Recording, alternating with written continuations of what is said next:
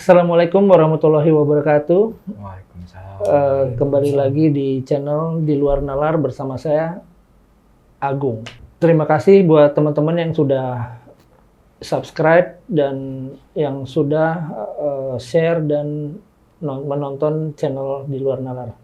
Nah, malam kali ini kita udah kedatangan narasumber yang pengemudi ambulans. Gimana kabarnya, Mas Wahyu? Alhamdulillah sehat, Mas. Sehat, alhamdulillah.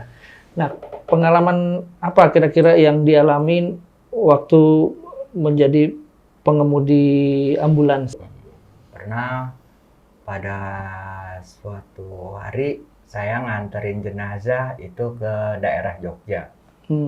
Itu berangkat ya sudah malam sekitar jam 10-an. Berangkat kondisi normal sih, teman.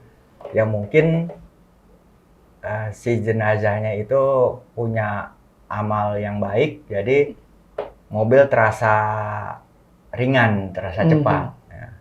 Di luar nalar pada tahun 2000-an itu sampai Cirebon itu 2 jam, yang seharusnya 3 jam, 3 jam setengah.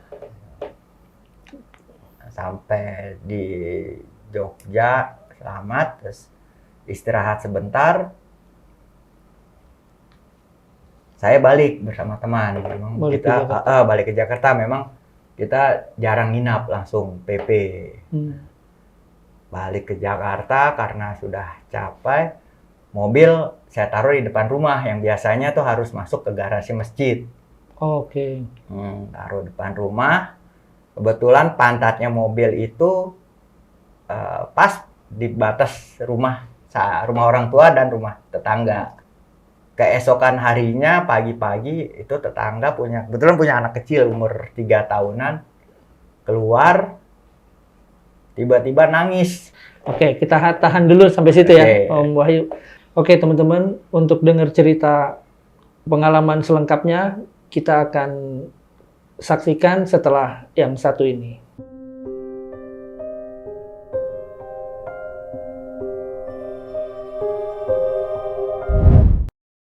Balik lagi ke cerita pengalaman Mas Wahyu yang pada saat itu mengemudikan ambulans.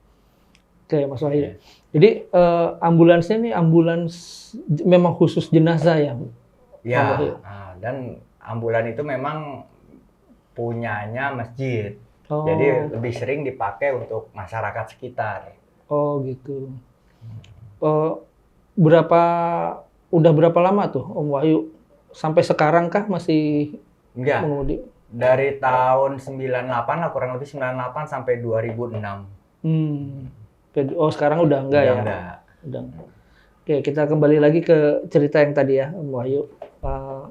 Ternyata gimana tuh anak yang tadi tuh ngelihat apa yang diceritakan? Boleh Om Wahyu ceritakan lagi detailnya pengalaman yang tadi? Setelah sampai rumah itu kan memang sudah malam Om. Sekitar jam 10, jam 11 karena capek kan. Mobil saya taruh di rumah.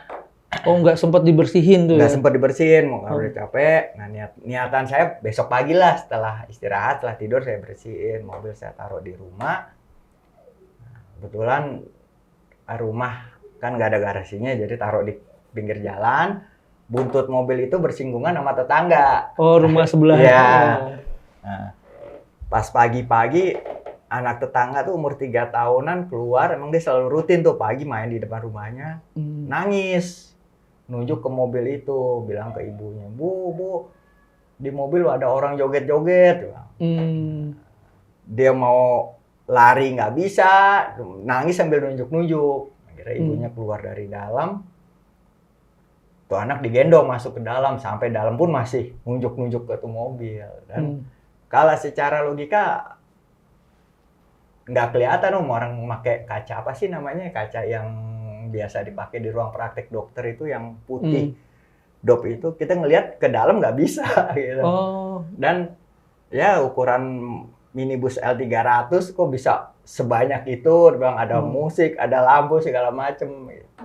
Oh, kalau cerita detailnya anak itu ngelihat apa aja tuh, Om Wahyu? Ngelihat ya itu dari mulai anak kecil sampai kakek nenek itu pada pesta, pada joget. Jadi ada musik, pada joget-joget gitu. Di dalam mobil Di itu? dalam mobil itu. Oh, Ya. apa ada yang di luar gitu? Enggak, di dalam mobil itu. Jadi ada kayak ada pesta di suatu gedung gitu loh. Ada Oh. makanan, ada musiknya. Oh gitu. Iya. Nah kalau dari wujudnya gitu, maksudnya apakah? Dia nggak bilang wujud, dia cuman dari mulai anak kecil sampai kakek nenek. Nggak yang ada yang Enggak, berdarah atau apa gitu nggak ya? dia. Dan itu yang sampai sekarang tuh saya selalu yang cerita itu anak. Akhirnya siangnya saya ditegur sama ibu, suruh mindahin tuh mobil.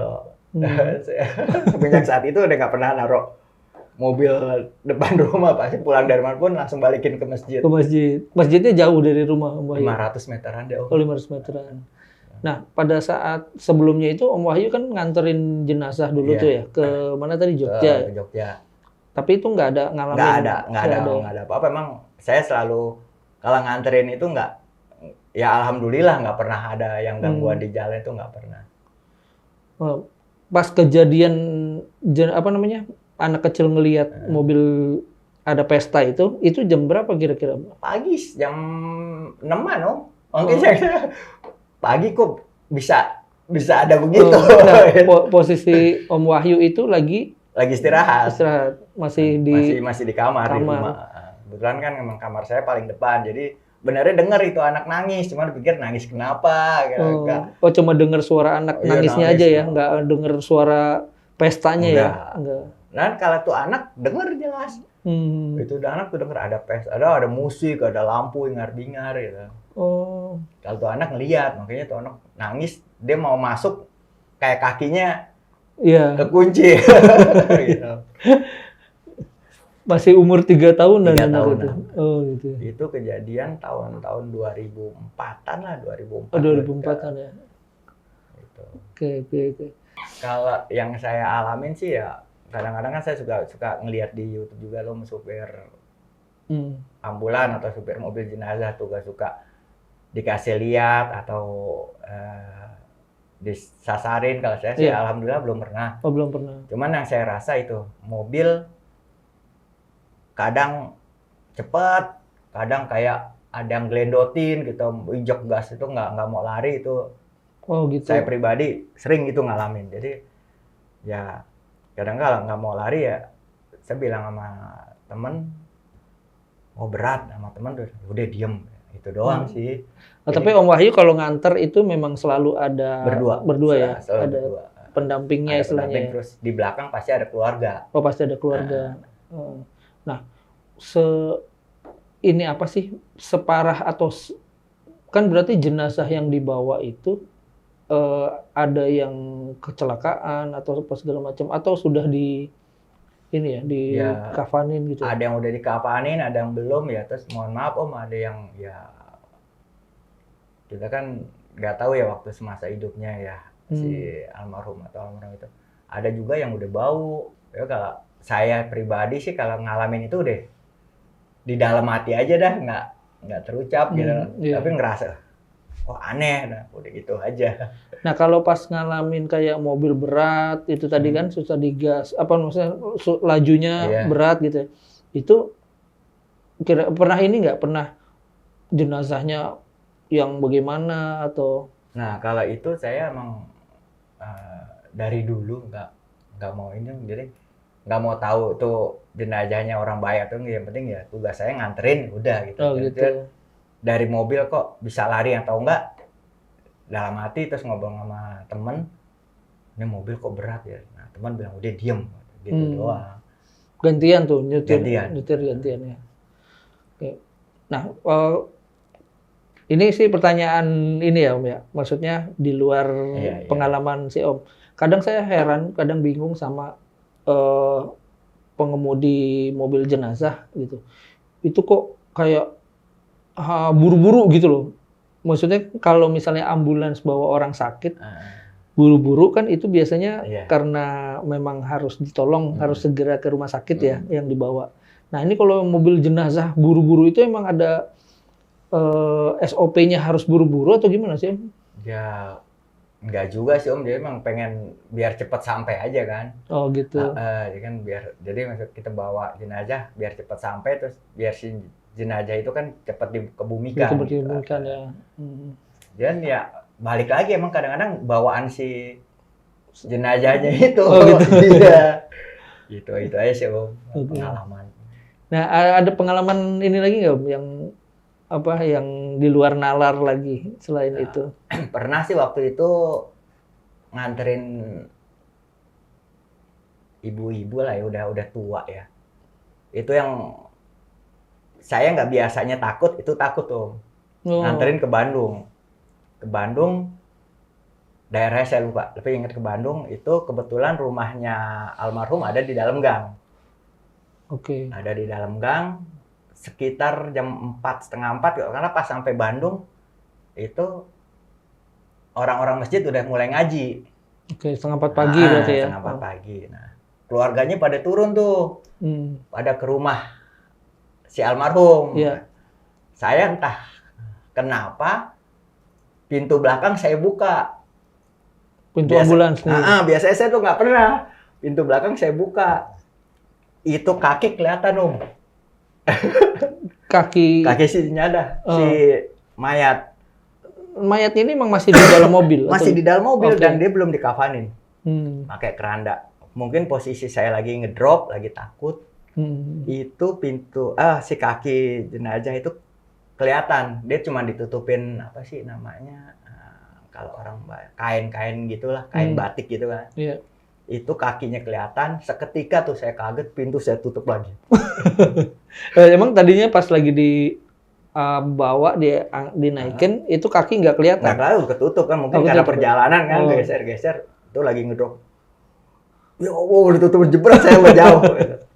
Kadang-kadang gitu, kalau kita lagi ngedrop, ya rasa takut timbul, cuman alhamdulillah saya belum pernah. Kadang-kadang kan suka ngelihat, dikasih lihat, saya enggak. Itu doang sih yang pengalaman yang itu, dua itu. Yang pertama si anak kecil sama yang ibu-ibu waktu nganterin ke Bandung. Kalau yang tadi kan kita sempat ngobrol sebelum ke sini yang tentang lampu kunci mobil itu. Itu juga pernah malam takbiran, tahunnya saya lupa itu. Tahu-tahu mobil hidup, lampu semua nyala, sampai sirine nyala, posisi kunci, lubang kunci di on. Padahal kunci itu ada di rumah pengurus gitu loh. Posisi mobil di garasi masjid. Itu yang nggak masuk akal, dan semua itu orang tahu kok.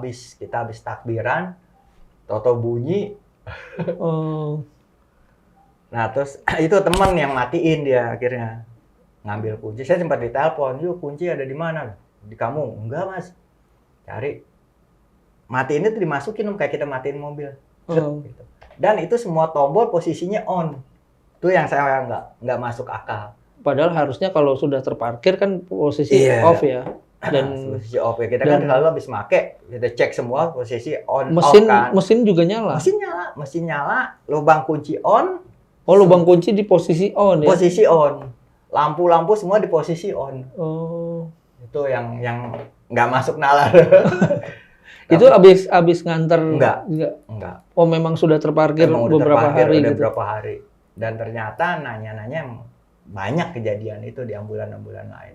Oh, iya, saya juga pernah dengar cerita, katanya kalau kayak gitu, apalagi kayak mobil ambulansnya udah berapa hari nggak beroperasi lah, nggak ada panggilan untuk nganter gitu. Nah, pernah saya lihat atau dengar cerita ya kayak gitu, dan ada yang bilang katanya, oh kalau kayak gitu biasanya ada mau jemput tuh, gitu. Kalau itu nggak ada. Oh gitu. Kalau itu bapak saya yang bilang, apa sih burung itu kalau malam tuh dia bunyi tet. Nah itu bapak bilang nggak lama nih ada yang meninggal. Itu sampai saya perhatiin tuh, dan bener berapa hari ada yang meninggal. Yang entah pakai ambul, pasti lingkungan rumah ya. ada yang meninggal. Oh, itu kejadiannya setelah takbiran. Jadi berarti jam Maksudnya setelah Lebaran atau pas malam? Oh, malam takbiran. Kan takbiran terus kan biasanya kalau udah menjelang pagi kan tinggal berapa orang. Iya, iya. Nah, itu tuh bunyi itu. Berarti kondisi udah sedikit orang di Iya. masjid ya. Memilih untuk menjadi driver ambulans nih Om.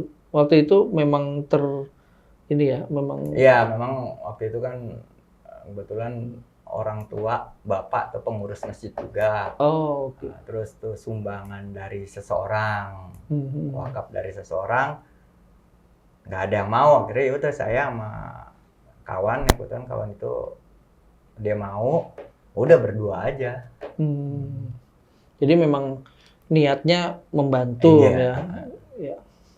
Oke teman-teman, di luar nalar mungkin itu cerita pengalaman yang dialami oleh Mas Wahyu.